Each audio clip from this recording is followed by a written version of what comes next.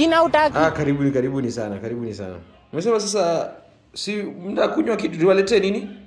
Niletee tuna maji. Maji? Sawa. Na nyumba yako imechange Niwaletee maji.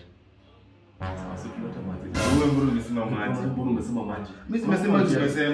Mimi nilikuwa nataka kama ni kitu chochote kwenye iko. Mazina tiki venye wangu bana kuna vitu maji. Sasa bado tunaweza hata tunaweza kunywa chai ya maziwa hapa leo. Mimi nasema kwanza hadi mimi kitu kwa fridge dakika moja. Sio ndio basi tunasema maji mzee. Kitu mpaka ni confirm kwa dustbin. Ndio hadi sijui kwa. Mmoja nimesema maji tunasema maji.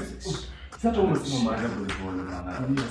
Manze, wanini kaka peke yake. Mimi tulikuwa nini tunakwambia tushasema maji. Mimi wenyewe opportunity kama mimi nakuja mara moja. Sasa tutatoa maji. Nje ndio tuleta huko kwani ni. Sasa ni njana tushasema maji. Hatuwezi tutapaka kitu kingine maandisha baadaye. Tunaisha baadaye tushasema maji sasa.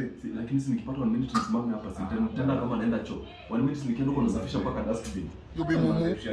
Things say they wise. Sasa ni maji tumeta kwa nyumba tumekuja tena kunywa maji kwa huko Wasiba. Tumetoka huko tumpika kambuku kutoka Kayole mpaka huko tunakunywa maji bana. Lakini kirere yetu pia inacost bana. Sijui. Nakwambia unaacha kushika matajiri. Jikubali unakataa. Nakwambia mjikubali unakataa ona sasa umechoma. Sasa jinsi imeenda tu hivyo. Maana hapo itabidi tu umekunywa maji alafu tuende huko. Lakini mimi lazima niende kwa fridge dakika moja nasafisha kila kitu mpaka kwa dustbin. Utakufa vibaya wewe na kuhurumia. Wewe uko jenga jina haribu. Kuja tukunywe maji. Jenga jina haribu. Kuja tukunywe maji. Jenga jina. Wewe